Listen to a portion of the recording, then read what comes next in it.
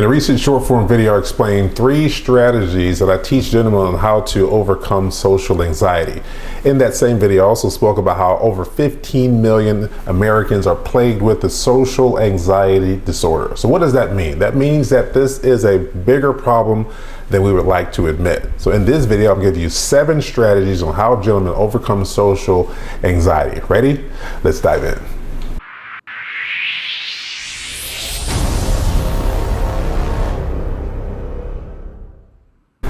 What's up, folks? Grandison Shines here with the League of Prestigious Gentlemen, and today we're going to be talking about how to overcome social anxiety, a huge issue amongst men. When I get men into the program, we start collaborating and talking.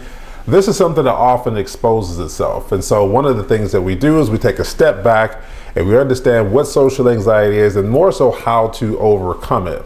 Now, as I stated earlier, I gave you in a recent video, I spoke about 3 different ways on how gentlemen overcome social anxiety.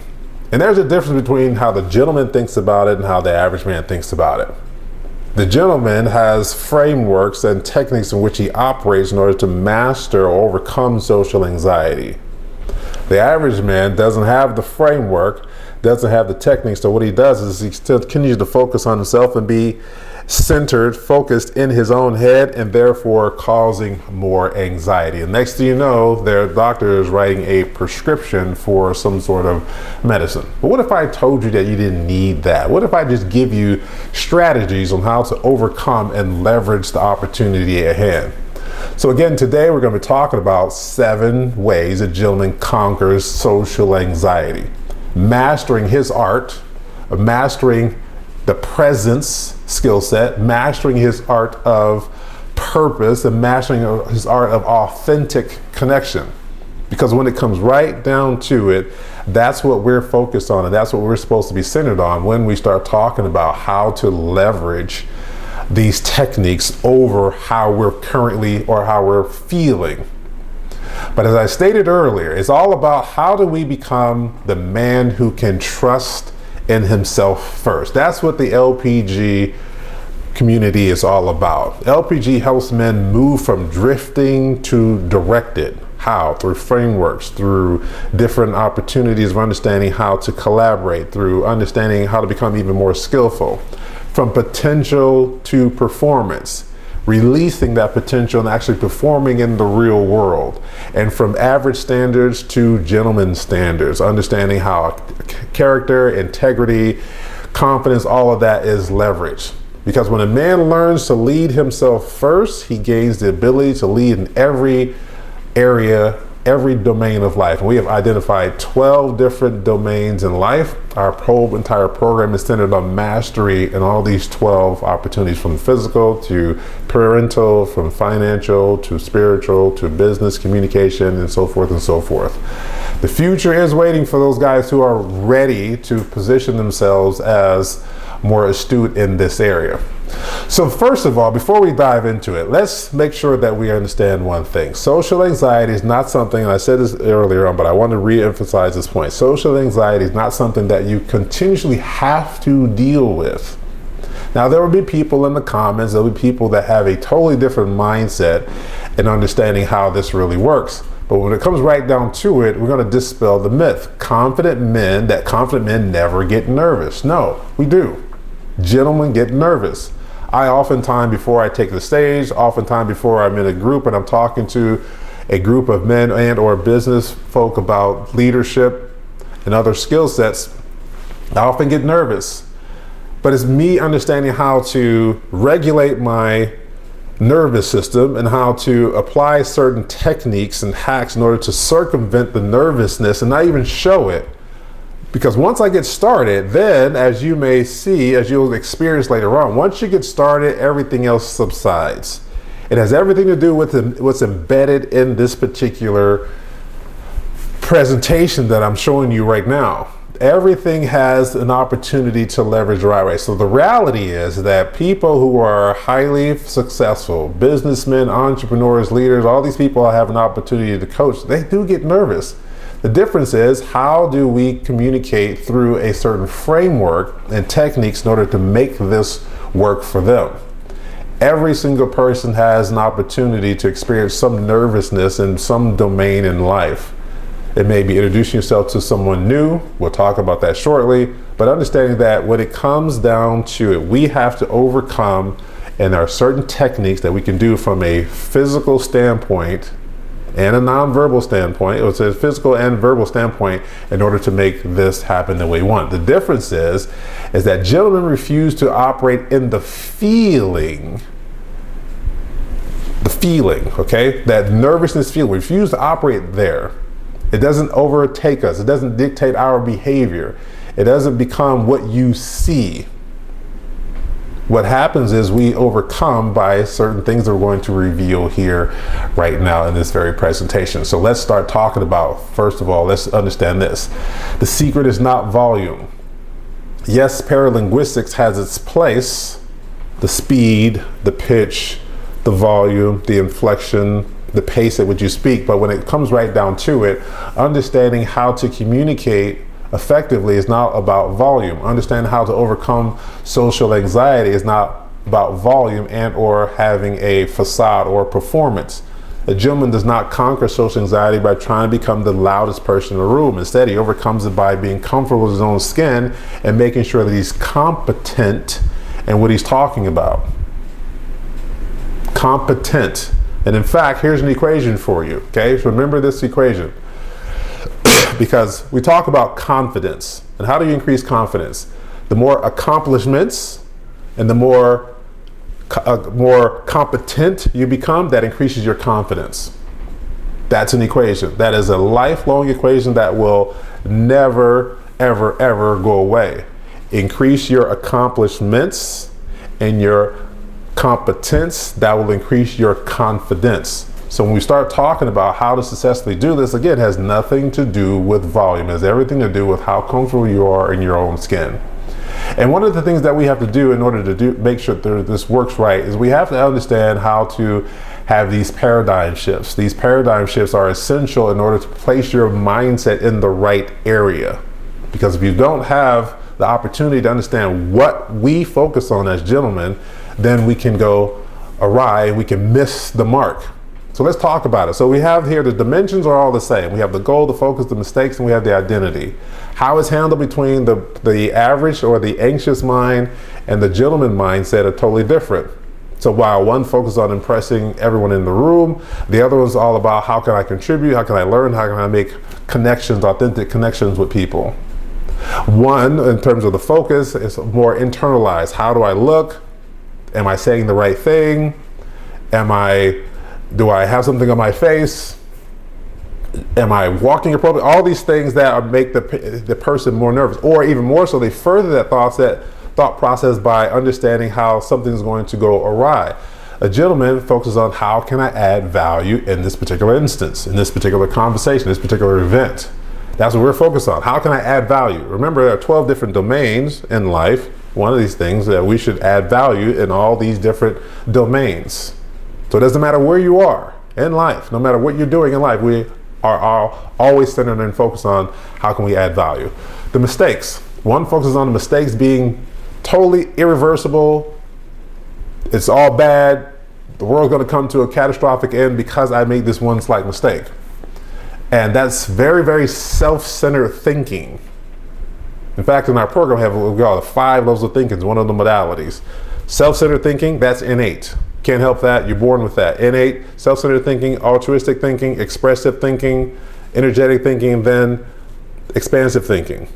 All are appropriate, but in this case, more so, the gentleman's focus on making sure that other people know that, hey, we're not perfect.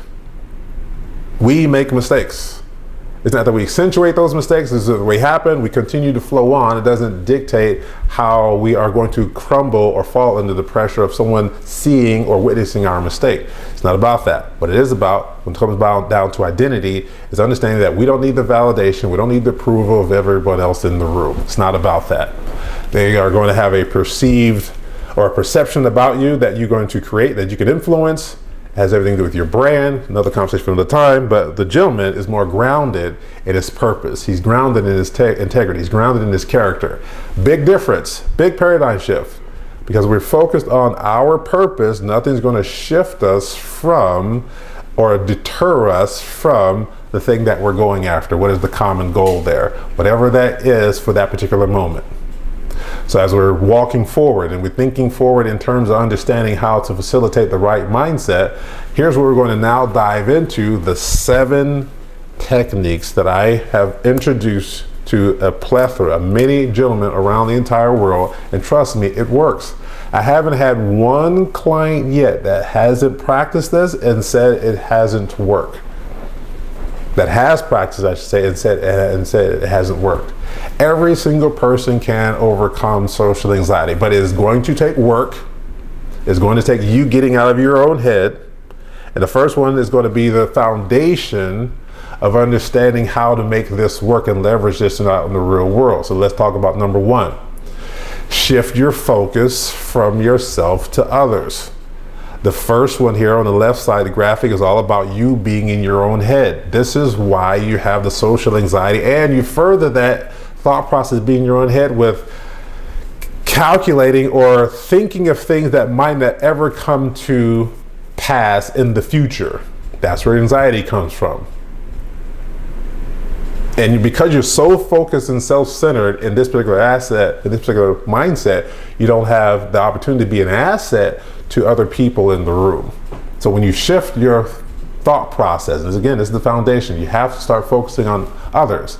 The outward radiance, how can I be of assistance? How can I be of value? How can I contribute in this particular mindset?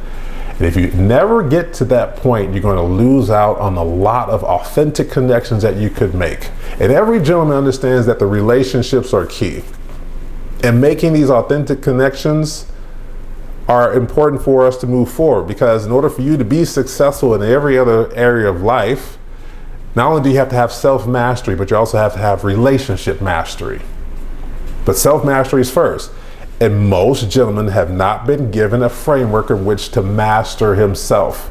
This is what we teach here, understanding how to master yourself. So as we're going through this here and understanding that the second point here, we're going to build social competence. And we're going to do that repetitiously. Let that sink in for a minute. Repetitiously. There are 6 principles to master anything. One of those is repetition.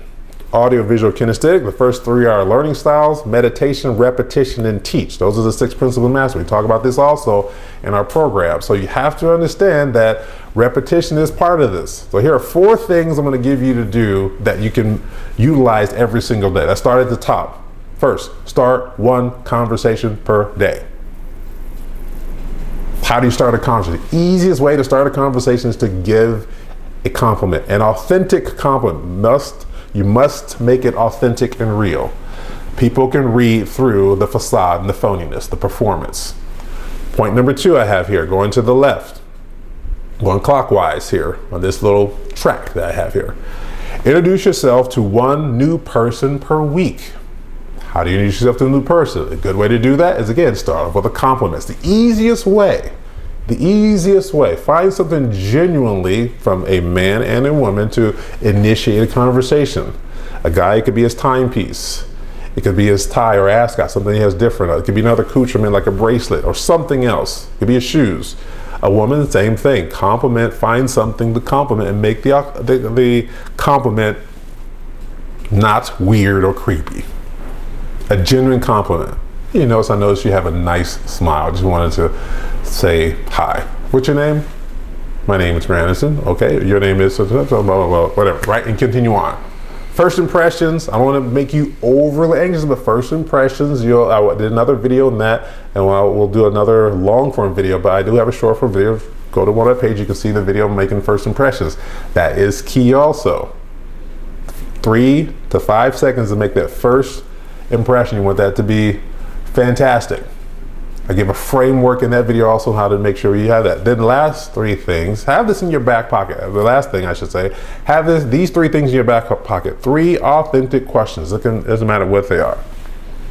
Whatever they are, make them authentic, thought-provoking, and understand how to launch those particular questions out appropriately at the right timing. Of course, you don't want to ask something that has nothing to do with the conversation, but generalized questions will make you even more well-rounded in terms of conversation. And every gentleman is a good conversationalist. I'll say that again. Every gentleman becomes really very astute and adept in communication. In fact, it's one of the domains of life. Gentlemen are very good communicators. They're very interesting people once you start talking to them. Not perfect, but more so in the lines of being in what we call in excellence. We're going to do everything in excellence. And so because we're in excellence, we're going to communicate excellent, we're going to talk excellent, we're going to enunciate everything else that comes with good communication, verbal and nonverbal communication. All right, here's principle number 3, strategy number 3, develop a strong sense of purpose. When a man develops a strong sense of purpose, it's going to be very, very difficult to derail him from his agenda. Very, very difficult. And in fact, he's going to be very competent, very knowledgeable, very insightful, and have wisdom stimulated also around that particular opportunity, whatever it is that his purpose is. And when we ask people in our program, there's 2 questions I always ask. One is, who are you? Not what you have, not what you do, who are you? And then, do you understand your purpose in life? Most men come in the program not knowing that, ascend to gentleman status, come out of the program very astute in understanding what they're talking about. So have a purpose. Make sure you have a strong sense of purpose. The anchor, men who know who they are and what they stand for, experience less of the social anxiety opportunity. There's always an opportunity to feel that, but it's much less because they're so purpose driven, and that passion, that energy drives a lot of what they do and what they say because they're very strategic. And their identity does not fluctuate based on the perception of the room. We don't need the validation, don't need the approval. You can say what you want, water off a duck's back kind of thing. I'm not going to let you be disrespectful without exchanging words. I'm not saying that because gentlemen aren't, another video another time, but I wanted to explain that because people think that the word gentle is there, that means that we have to capitulate and sycophants. No, it does not mean that at all. It has everything to do with being purpose driven.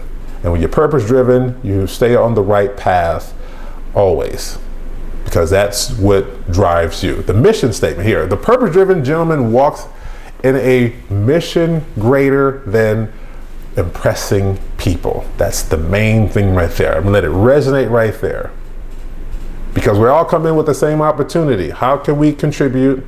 How can we connect, make authentic connections? How can we add value? That's our plight. And so when we have that thought process moving forward, it's hard to derail people, men and women. This could work for women too. It's hard to derail them from their mission, their purpose mission. Okay, let's dive into point number 4 here. So strategy number 4. Now, if you look at this here, excuse me, we have the eyes, the chest, the core, the posture, and the voice. If you recognize, the first 3 are all about nonverbal communication. And this is why number 4, improving physical presence really matters. In presence, I did another video on that, talking about presence. In fact, we did a whole month series of video, the masterclass, everything on presence. In fact, we wrote a book about presence, everything else. Presence is one of those skill sets. When you leverage this properly, it will benefit you tremendously. But not a lot of people understand how to leverage presence. This is one of the more fascinating skill sets, the cheat code that you can utilize, but it's mastered in silence. So what do we need to do? Maintain appropriate eye contact. Make sure that we have our posture straight so that we can breathe appropriately. Making sure that we have the opportunity to have our chest out. Breathe from the diaphragm. Calm your nervous system through breathing. And having your mindset focus driven on what the mission is for that opportunity. Now, when we start talking from a verbal perspective, we speak very deliberately, very intentionally, very strategically. Those 3 things in our embedded conversation. Everything we say, the choice of words, chosen strategy. How we deliver, the paralinguistics, the speed, the volume, the pitch, the inflection, that's, again, strategic. The delivery, very, very focused and understanding how to do this. This takes time in order to develop. It's not about talking, it's about communicating. I always talk, we always teach that communication is what? A strategy. And if you come from that impression, the communication and strategy can be more deliberate in how you accentuate conversations. Next thing, first of all, stop seeking perfection. We are all human. No one is perfect. The reality is that conversations are messy. We get nervous. We may stutter or stumble over a word. We may forget someone's name. We're not perfect. And so when you stop trying to gold plate and have that perfectionism, you can operate in the main modality that we're supposed to be operating is, and that is understanding that no one is perfect. Everyone makes mistakes. I don't care how highly esteemed you have for this other person, that person, I guarantee that person still makes mistakes. And if he or she is not delusional, he'll tell you or she'll tell you, yes, we do make, or I do make mistakes. Everyone makes mistakes. So the reason is that most people forget these moments that transpire. You stumble over a word, you cough in the middle of a presentation, you do whatever, and sometimes you get off track. It doesn't matter what it is. We're not perfect. So stop seeking perfection. When you stop seeking perfection, you can leverage the right opportunity in the right mindset at the right time, at that moment. That's the main thing, at that moment. Even in every moment that you're going to come into, you're not going to meet anyone that's perfect in every single moment. Now, there may be moments that are more fascinating and more genuine and more feel like has more energy than others, and that's perfectly fine. That's just par for the course. Point number 6, increase exposure to discomfort. I spoke about this one in the short form video. This one's going to take a little bit of practice. This one's going to take a shift in mindset, understanding that you have to put yourself in a position to where you are not comfortable. None of us, our brain does one thing very, very well. Look for the comfortable position and maintain that. That's what every single brain and it doesn't matter if they come from a level of toxicity, that's where they're comfortable. It doesn't matter if they come from a level of organized chaos, guess what? That's their comfort. It doesn't matter if it's from a gentleman's standard, guess what? That's our comfort. But we have to put ourselves outside of those comfort zones and put ourselves in a position that we might make a mistake. But removing yourself or offering some sort of discomfort for yourself is going to help you quicker, faster, better with that in mind if overcoming your social anxiety. So here's some things to do. Go alone somewhere. That's going to be one opportunity, the initial opportunity. And the rule of thumb is avoidance strengthens anxiety, but exposure weakens it. Let me say that again. Avoidance strengthens the anxiety. But when you expose it and you put yourself in other positions to utilize said techniques, it's going to weaken that anxiety to where it's non-existent anymore. And that's the rub right there. Understanding how to maneuver in that particular situation. Expose yourself. Go out to a bar by yourself. Go out to eat dinner by yourself. Go to an event by yourself and utilize said techniques that we have, the previous 5 that we were spoken about earlier. Along with this one right here, remember that you're going to put yourself in an area where discomfort is more of the opportunity. Strategy, intentionality, right? Or intentionally stretching the comfort zone by attending events alone, joining professional associations, and taking public speaking courses can mitigate, it will mitigate your social anxiety. Result, every single person that experiences this finally gets to the point where they say, you know what, I can do this. And you may have to talk with yourself in your mind along the entire way. Okay, come on, let's go, let's get motivated, let's go in.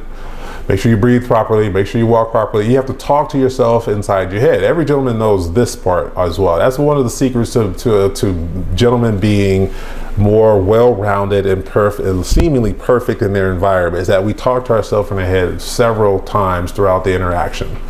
Reminding ourselves sometimes, especially with the bad habit, stop shaking the leg. Reminding ourselves, don't look nervous. Reminding ourselves to smile. All these things, make eye contact. All these things that some people just don't do because the anxiety takes over.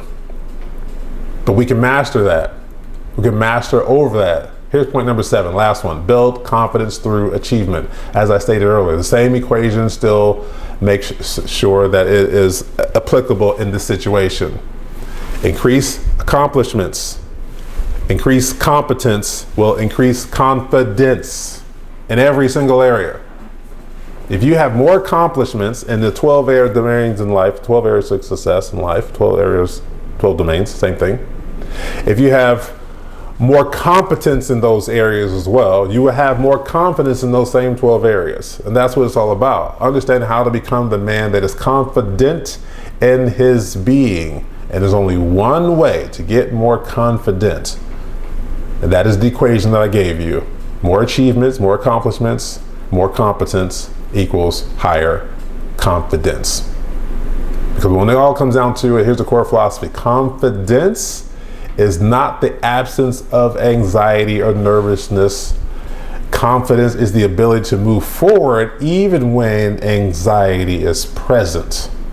So you have to have a level of comfort in order to move past the anxiety, even though the opportunity or the anxiety is there. That's where the magic comes into play.